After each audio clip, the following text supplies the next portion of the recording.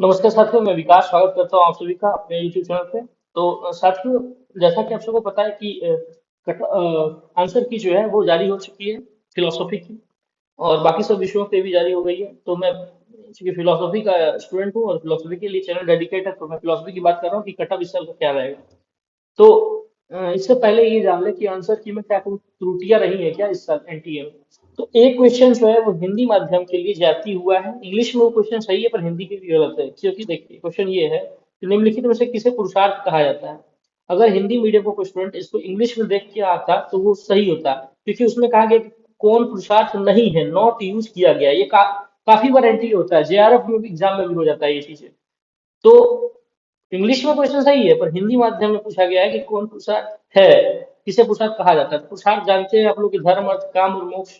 तो धर्म भी है, अर्थ भी है, काम भी है, तीनों को पुरुषार्थ कहा जाता है और लोग को नहीं कहा जाता है। तो आंसर जो है डी होगा, फोर्थ नंबर होगा। लेकिन क्वेश्चन के अकॉर्डिंग जो है ये तीनों हो जाएगा, एक दो तीन।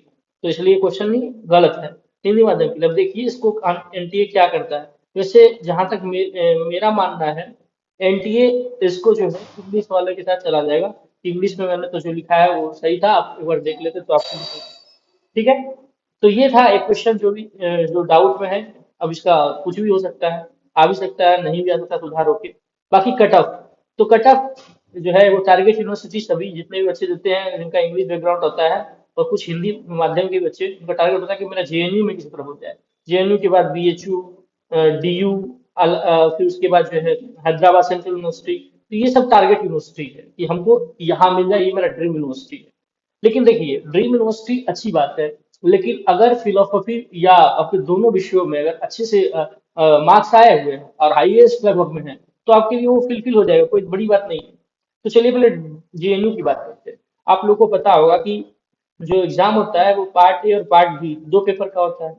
उसमें पहले में जनरल पेपर होता है जो 25 क्वेश्चन का होता है, सेकंड वाले 75 क्वेश्चन होता है, जैसा कि आपको पता है। एक क्वेश्चन 4 मार्क्स का होता है, यानी 100 नंबर, और इसके 300 मार्क्स। जेएनयू जो है केवल इसको जो है कहता है कि हमको 300 मार्क्स से ही मतलब है, यानी आपको अपने पेपर से ही मतलब है, हमको 25 क्वेश्चन से मतलब नहीं है। तो इवेल्युएशन में क्या वो लेगा, ये 75 क्वेश्चन ले लेगा, और 10 पॉइंट जो है वो जो देता है वो डिस्टेंस के आधार पर देता है, या कोई पिछड़े इलाके से आप आते हो, या जो है कोई महिला कैंडिडेट हो, तो इसके आधार पर भी शायद 10 पॉइंट मिलता है। एग्जैक्ट क्राइटेरिया इसका जो है हमको नहीं पता, लेकिन इतना पता है कि रीजन के आधार पर, क्षेत्र के आधार पर भी मिलता है 10 पॉइंट। तो इन दोनों को ऐड करके कट ऑफ या जो मार्क्स वो जारी करता है जेएनयू। तो इस साल का कट ऑफ क्या होगा, ये जानने के पहले मैं ये बता दूं कि इस साल मैंने 120 बच्चों को लगभग पढ़ाया था, तैयारी कराया था। ठीक है।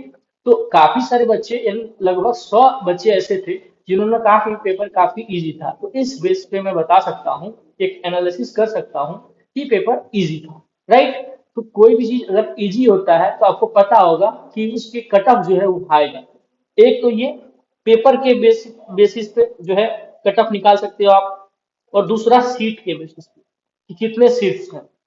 मान लीजिए अगर 1000 सीट है तो कट ऑफ कितना भी आ जाएगा, तो लेना तो सबको है, इसलिए कम कट ऑफ वाले का भी हो जाएगा। लेकिन अगर सीट ही कम है और पेपर भी इजी है, तो इसका मतलब क्या हुआ, कट ऑफ क्या जाएगा, हाई जाएगा। तो अब कट ऑफ जेएनयू का कितना होना चाहिए, ये प्रोबेबिलिटी निकालने के पहले आपको सीट भी देख लेनी चाहिए। पेपर तो देख लिए आपको कि पेपर क्या है, इजी है। अब सीट कितना है जेएनयू में फिलोसफी का वो देखिए। तो सीट जो है जनरल के लिए 13 है, ईडब्ल्यूएस के लिए 3 है, एससी कैटेगरी के लिए 5 है, एसटी कैटेगरी के लिए 2 है, 2, ओबीसी के लिए 8, और फिजिकल हैंडीकैप्ड वालों के लिए 2 सीटें हैं। ये सीट फिलोसफी की है जेएनयू में। सीट भी बदल गया। अब एक चीज जान लीजिए, पेपर हल्का है और सीट कितना है, जनरल के लिए 13 है, ईडब्ल्यूएस के लिए 3 है, ओबीसी के लिए 8 है। तो इसका क्या मतलब है, आप सोचिए 300 मार्क्स में आपको हाईएस्ट से हाईएस्ट रखना पड़ेगा। ठीक है। तो आइए अब कट ऑफ देख लेते हैं कितना आप सेफ जोन पे जा सकते हैं, क्योंकि ये अनुमान है, एग्जैक्ट नहीं है। जिनके कम भी है, आशा जो है वो अपना होप ना खोए, धैर्य बनाए रखें, क्योंकि जब तक रिजल्ट नहीं आता तब तक कुछ नहीं कहा जा सकता। लेकिन फिर भी डिमांड था कि मेरे सर इतने मार्क्स आ रहे हैं, कुछ इस पे बता दो थोड़ा सा, कि मेरे को लग जाए। तो मैं उस बेस पे बता दे रहा हूँ और थोड़ा एनालिसिस करके।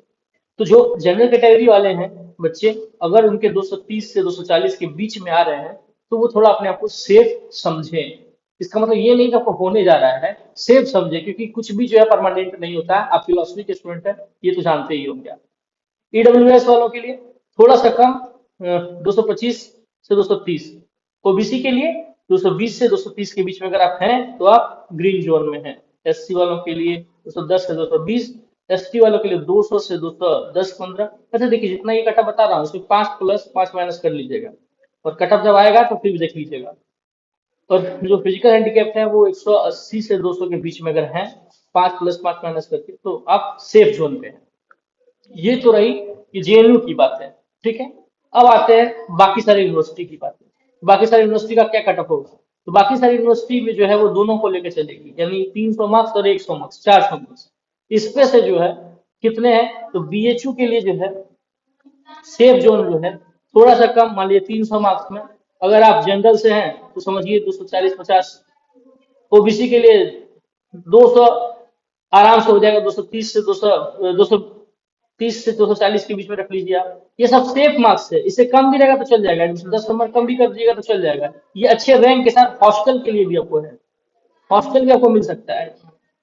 फिर उसके बाद जो है आपसे अच्छा मार्क्स के लिए 230 से 235 के बीच में ईडब्ल्यूएस वालों के लिए है। एससी एसटी वालों को 210 से 220, 200 से 210 ये एसटी के लिए है। तो ये सब सेफ मार्क्स हो गए आपके, ठीक है। तो बाकी दिल्ली यूनिवर्सिटी के लिए भी सेम इसी टाइप का कटअप रहेगा, थोड़ा सा आगे पीछे रहेगा, बस यही है। बाकी अगर कोई भी दिक्कत हो तो आप कमेंट कीजिएगा, फिर मैं इस पे बात करता हूँ।